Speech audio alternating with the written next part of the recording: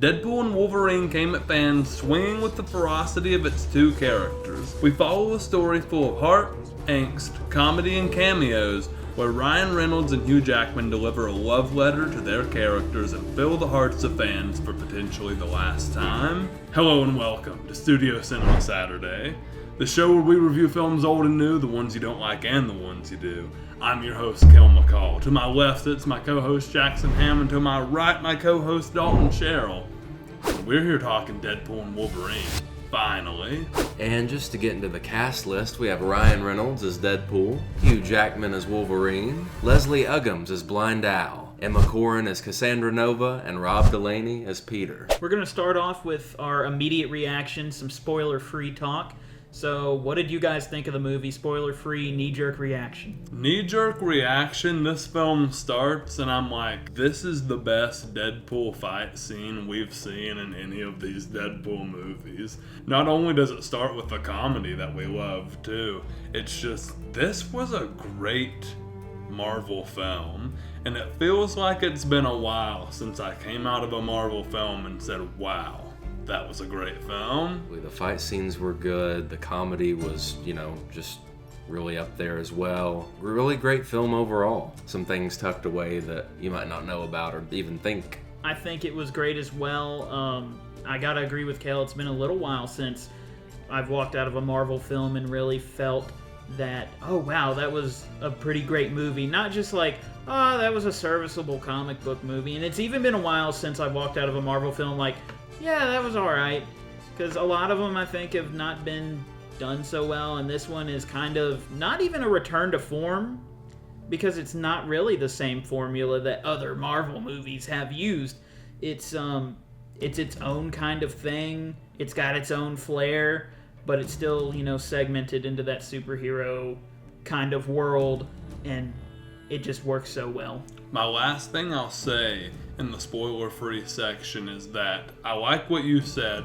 We do have a difference, I feel like, between superhero movies that want to be good comic book movies and superhero movies that want to be good films. Let me take you to 2019. We have Joker and Endgame. Endgame, amazing comic book movie. Joker, amazing film that has almost little to do with the comic books. I feel like this is one of those movies that stands in both, but it feels like it's been a while since we got a comic book movie this good. Alright, we're going to go into spoiler talk, so if you haven't seen the movie, tune out now unless you just don't care, because we're going to jump right into it with cameos. And these cameos, lots of them, so we're just going to list kind of some top tier ones.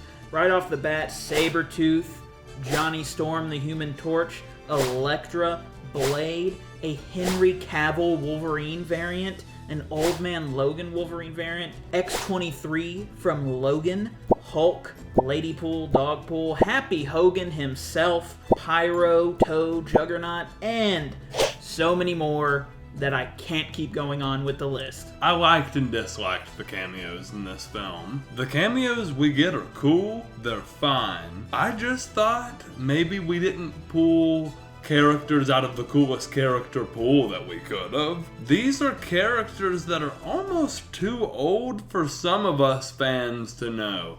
The Daredevil movie, the Blade movies, I was a kid when those movies were coming out, and I haven't seen some of them. Haven't seen the Blade movies, and I'm a giant Marvel fan. I was just a kid, and so some of these things I didn't necessarily grab onto or just have a huge reaction to, like I was kind of supposed to. But maybe for the Marvel fan that is slightly older than me, we're 22, they would have liked this movie a little bit more. It's not pulling from the craziest pool of characters. You're not getting some of the original X-Men cast members or anything like that. Would have loved to see some of those X-Men. I mean, it would have been impactful to this Wolverine. It would have been impactful to this Wolverine, but you don't get it. But it's not to say that there aren't any original X-Men cast members. I mean, Sabretooth is played by his original X-Men 2000 actor. Same with Pyro. It does remind me a little bit of that scene in Multiverse of Madness where we see this, alternate sort of Avengers team, so to speak, and we kind of just have this random assortment of Marvel characters. But I feel like most of the other cameos that aren't related to the team that helps them, escape the void they're pretty cool, and they're like callbacks to, Deadpool and Wolverine moments. Yeah, see, I disagree with you on that. I felt like Doctor Strange was, here, look at this, isn't this cool? I felt like maybe these characters did represent more of the situation they were in. Not only are these characters in this void where they can't live their life anymore, they can't really do or have anything anymore, but these are old Marvel film, before Marvel, in the MCU or Marvel Studios was a thing, these are old Marvel film characters who also have nothing anymore. So, I kind of felt like my immediate reaction in the theater was, these weren't my favorite cameos, but I feel like this was much better handled than what they did in Doctor Strange. I think so too. It's not the craziest cameos, but it does have a lot more plot relevance and kind of symbolism in there, if you could say that, with what's kind of going on and where they're located. And this being the goodbye to the Foxverse, and those being those Fox characters. Especially, Gambit. Channing Tatum coming in as Gambit. Has been in the works for so long. I'm pretty sure they've been trying to make that film for 15 years now. And they have started making it multiple times. And it just continues to get canned and get canned. And Channing Tatum has been so passionate about playing the role throughout all of these years. It was so cool to see him come on screen and actually get to play that character. So we're not going to sit here and recap the film, but we are going to go and kind of rattle through some highlights of the film that we couldn't not talk about. The opening scene where he's attempting to dig up Logan and are we going to disrespect this whole franchise? Absolutely. I need Wolverine. That was hilarious. And then we get that amazing fight scene with the TVA, with the CGI and the opening credits. Absolutely loved it. We go into trying to find Wolverine and seeing all of the variants. You mentioned Cavalrine. We see Old Man Logan. We see multiple versions of Wolverine where, things didn't go well. What were some of your reactions to all the Wolverines? It ranged from that's hilarious with the kind of comic accurate height Wolverine to, oh, that's really cool to see like Henry Cavill as Wolverine. That's a common fan cast. People have made fan art of that even.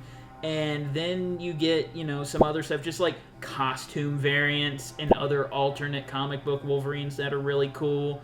So we were gypped out of the Hulk and Wolverine fight.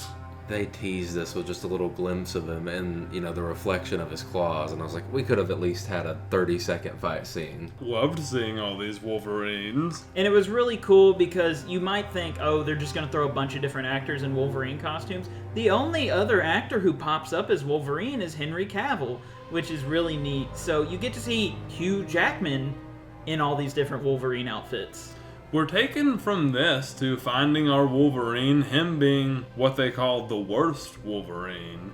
And we get this fight with Deadpool. And anytime they start fighting, if it's fighting with fists, it's absolutely gory and awesome. If it's fighting with words, they are the funniest scenes that live in the movie. Their chemistry, whether they were fighting, getting somewhat close with each other, just becoming friends, they become more fond of each other as the film goes on, even though they're fighting from beginning to end, which is just funny. I really liked the two of them in the film. We then kind of get Deadpool's more serious plot in the film, which is that he's left his home, he doesn't have Vanessa anymore, he's kind of lost a lot of the things that he had going for him after his feats from the first two films, and so it's nice to kind of see him get that back at the end. I think it's a really good plot for him. He gets his confidence shaken after kind of getting denied being an Avenger at the beginning of the film. It just kind of ruins the rest of his life. Vanessa leaves him because he just starts sleepwalking through everything after that. He gives up the whole Deadpool thing. He just falls apart, and then when we find him, he's just selling used cars, and we get the plot. Maybe it's a meta commentary for the superhero genre at this point, where our confidence is shaken. We just need to do good, heroic stuff for the people who want to see these movies. and it'll work itself out. I don't want to brush over him trying to join the Avengers. That scene with Happy Hogan is amazing. Then we're taking kind of more back to the plot where he's sent to the TVA and then through the void, and we meet Johnny Storm, who we thought was Captain America when he shows up, and it ends up that Chris Evans is playing Johnny Storm. This was funny. We meet Cassandra Nova, and we get like a fight that results in Human Torch's death, really a fight with words, but this is kind of like a jarring moment in the film, and you realize Cassandra Nova is not playing around. We meet the Void team. Elektra, X-23, Blade, and Gambit. Fun little team. We have the whole little bit where Wolverine is haunted by his past, doesn't want to work with a team. Has a scene with Laura, X-23, where, you know, he kind of comes to, yeah, I wear this suit because it represents the X-Men. Like, I never wanted to wear it then. Now that they're gone, I do wear it. And it reminds me of them. It reminds me of what they wanted me to learn. Like, it reminds me of the lessons we were all trying to learn. Yeah, and I gotta say, when Wesley Snipes' Blade walked in, I about jumped out of my seat. They can attest to it. I was howling, laughing. Man had a big reaction. It's just, from what I know about Ryan Reynolds and Wesley Snipes on the set of Blade Trinity, it was a visceral reaction to be like, oh my gosh, they're on screen together again. So it was really funny to see just Wesley Snipes' Blade walk in, because there's only one Blade. This was crazy. I never expected Wesley Snipes to show back up as Blade. Some fallen members of their team were Daredevil, Quicksilver, Punisher, so would have been cool to see this Void team kind of fighting at their full strength, but I loved what we got. So then Wolverine, kind of inspired by his conversation with Laura, rejoins the fight, rejoins the team. You kind of see him in the back of their Honda as they pull up to have what we kind of think is going to be this main showdown with Nova. And they get the Juggernaut helmet on her, and she ends up letting them go back to the Foxverse timeline. But she comes with them and decides to use the Time Ripper to start destroying realities. Yeah, she just wants everything to be like the way she thinks the world should be, and that is the void. She just decides, you know what, I'm making this decision for all of reality now. We're all going to be void people. Right. She mentions that she has people that are going to be defending her, and that's when Wolverine and Deadpool have to find out about 100 variants of Deadpool. And this is an awesome scene until these guys get right back up. And we're kind of taken to like, okay, if Wolverine and Deadpool just demolished all you guys, like there's really no sense in all of us fighting again. And that's when Peter walks up and kind of saves the day, because they all have a Peter.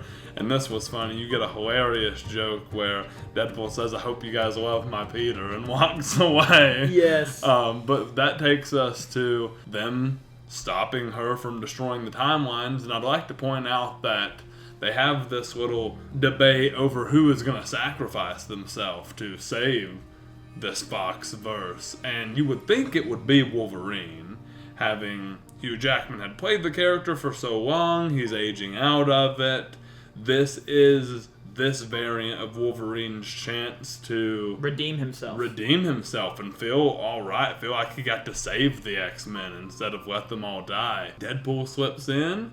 They end up saving him together, but I'd like to point out that Deadpool calls himself Marvel Jesus the whole film, and had he have sacrificed himself, he would have been stretched out like Jesus on the cross. He would have been in cruciform. He would have died to save the Marvel heroes. Love that they both survived. Deadpool strikes up a bargain to bring the cameo characters into the Foxverse and save them too. So Wolverine gets to kind of end the film at the table with Laura, X-23, and then they have the moment with the dog, and then kind of film ends with Deadpool and Wolverine going their separate ways, living in the Foxverse. And a little other moment that I didn't want to skip right over is during that final fight, we see Wolverine pull the mask up, and you get the wide eyes. It's a marvel to see that, pun intended, that he has the wide eyes, and it's just something so great to see in a comic book costume design. So many characters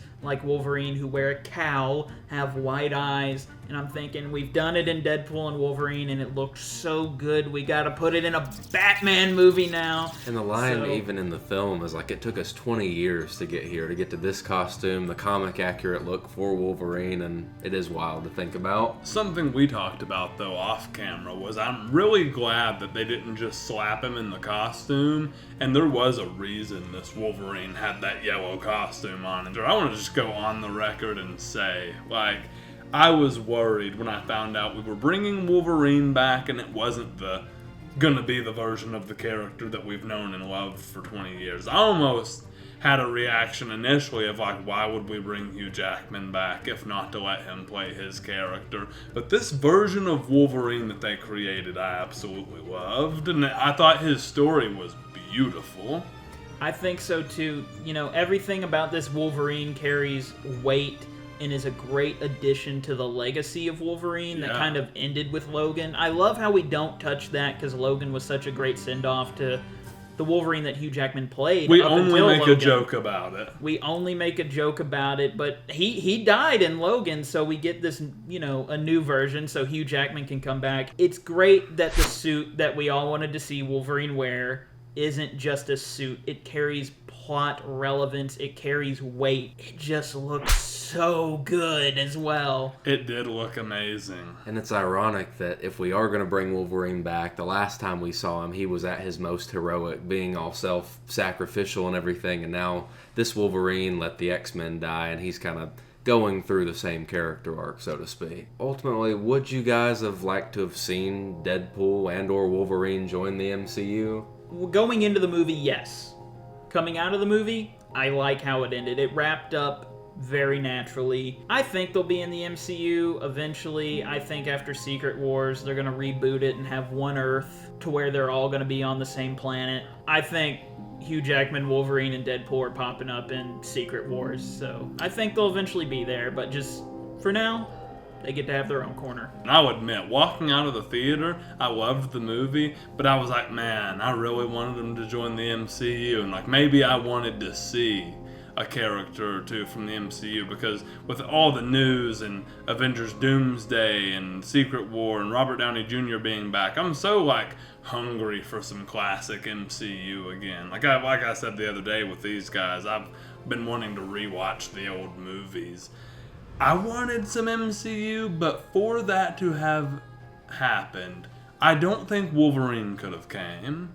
Because I think Hugh Jackman's about done, and I don't think that Wolverine would have fit into the MCU. I thought Hugh Jackman was going to sacrifice himself at the end. Wolverine was going to be the one to die and save the day in the end, and then just Deadpool would have gone. That's how I thought the plot was going to end.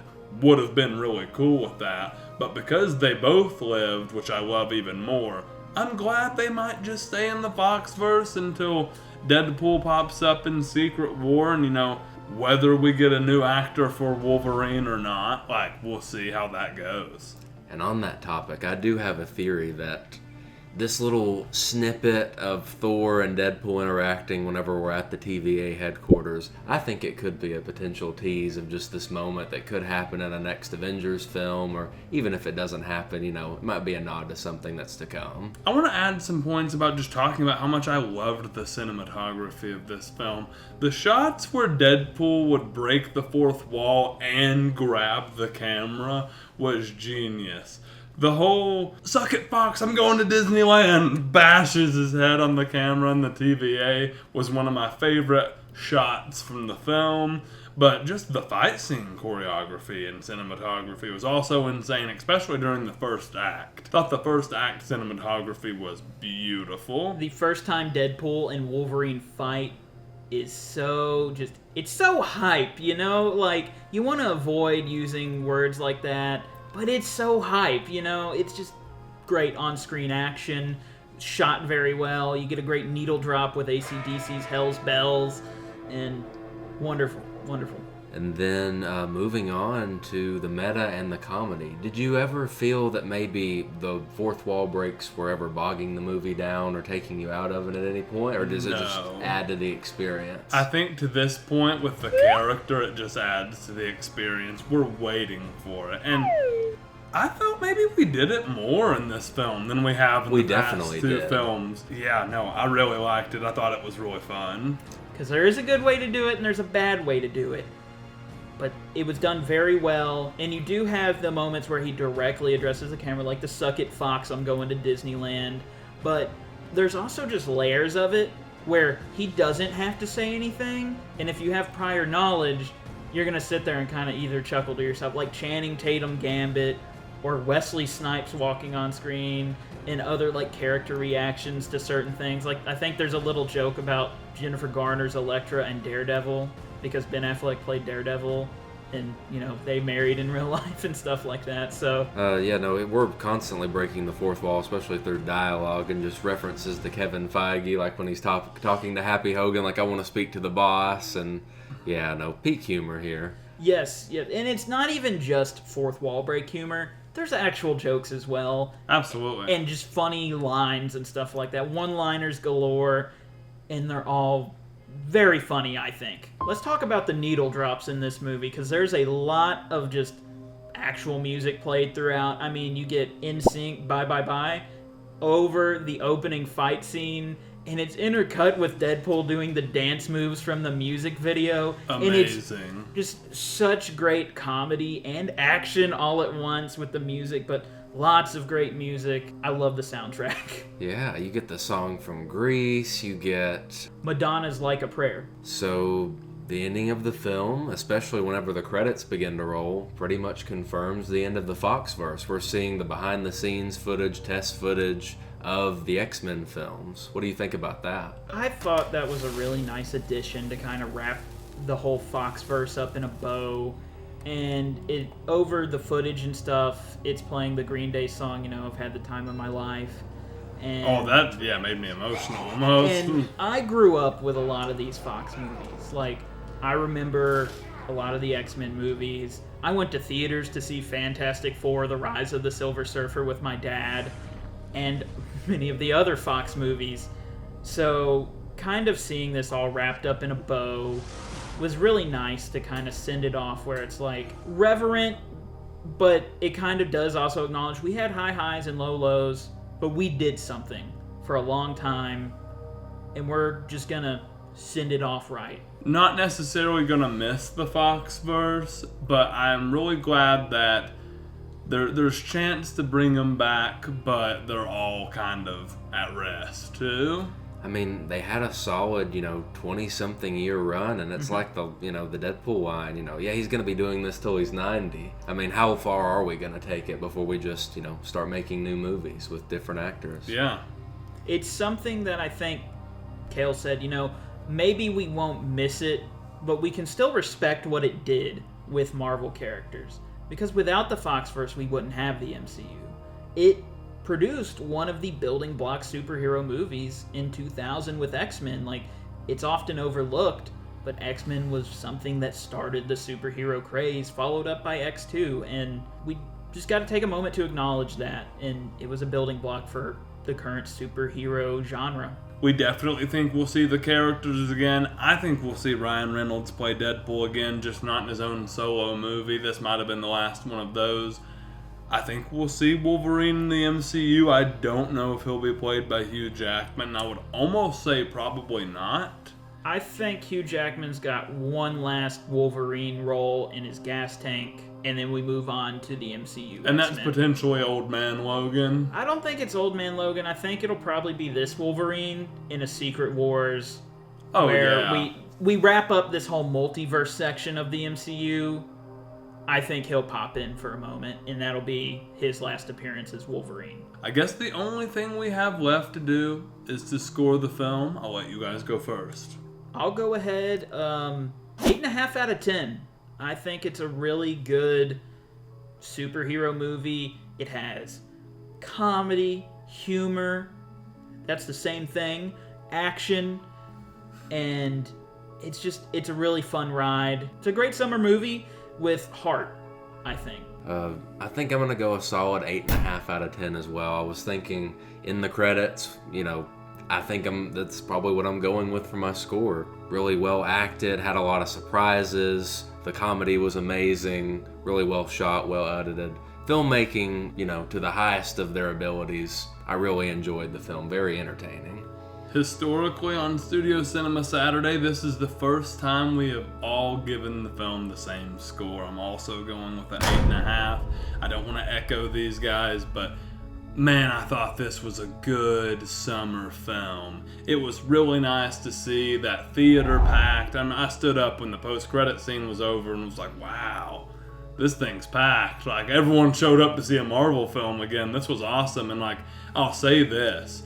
This was one of four summers in a row of getting a giant blockbuster Marvel film. This summer we got Deadpool and Wolverine. Next summer we're getting Fantastic Four, then Doomsday, then Secret War. So I hesitate to say, but I say it with all the hope in the world that the MCU is back, baby. And we hope you've enjoyed this episode of Studio Cinema Saturday. We have many others like it. We do films old and new. Old as in Alien, new as in Deadpool and Wolverine. We hope you enjoy our sister show as well, Television Tuesday, where we go over Game of Thrones, House of the Dragon, The Boys, Invincible. We have a 4-part event coming to the channel in October, Studio 24 Horror Month, where we'll be releasing 4 horror short films. We have 2 on the channel right now, They Took Her and Don't Press Record. If you want to get a feel for what we're going to be watching in October, we can't wait for you to see it all. Check out more videos on the channel, give us likes, give us subscribes, give us comments, let us know what you think about some of these movies. We'll see you there. And that was a good movie. Good movie.